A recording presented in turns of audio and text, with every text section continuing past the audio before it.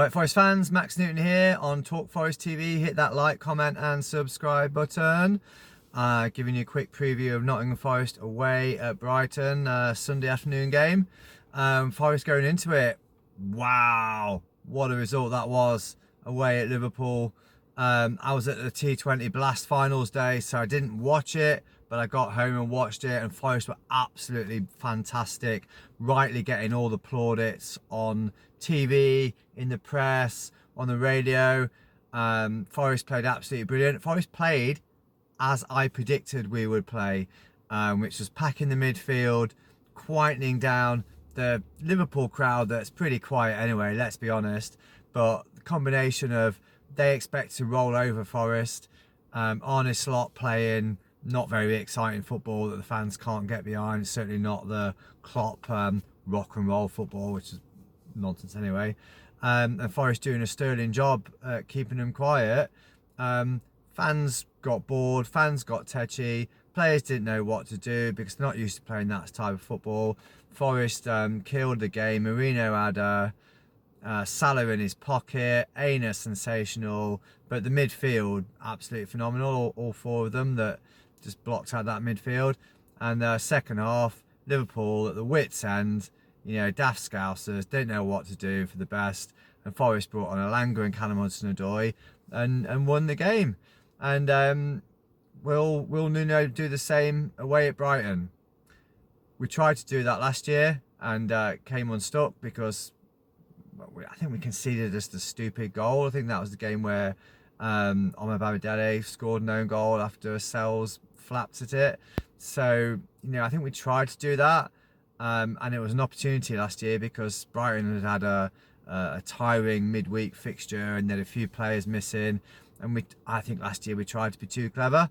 We don't need to try and be too clever this time because I think Brighton are a flaky side.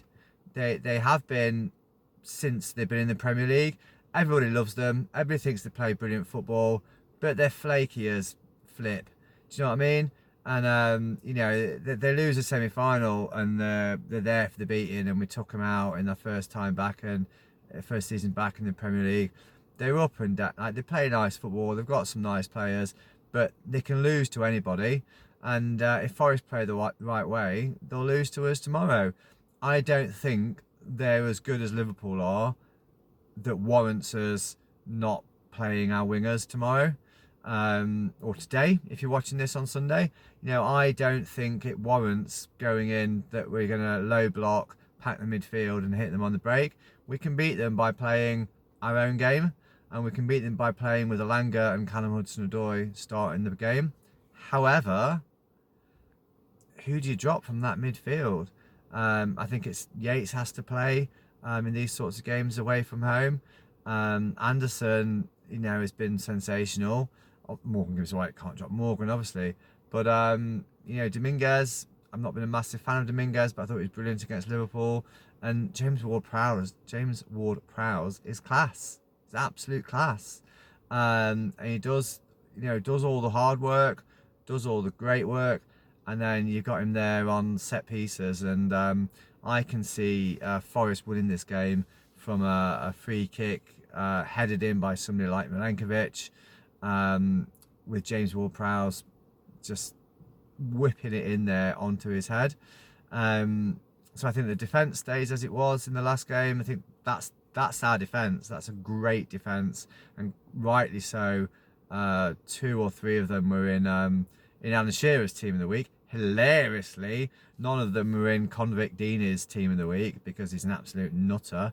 And I don't know if anybody saw the interview with him on some podcast or other, where he's basically saying how he deliberately came into training overweight and tried to attack players and injure players when Watford or somebody wouldn't give him a move. Like, pretty shitty attitude from a player, and one that shouldn't be rewarded with being on BBC and being like the flagship person for you know, BBC reporting for Team of the Week stuff and things. I think that's pretty shoddy.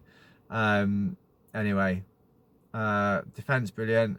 I think we probably, I would like to see us play as 2 wingers. So, but I think you can probably play Ryan Yates and one of Anderson or James Ward-Prowse, because they both do a lot of the dirty work. They both do a lot of busy work. They both get stuck in. They both do that stuff that, you know, we bought Sangare for, but they've got better qualities going forward as well.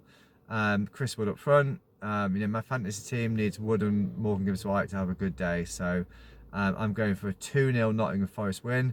Morgan Gibbs-White and Chris Wood scoring the goals, and Anthony Joshua to win tonight.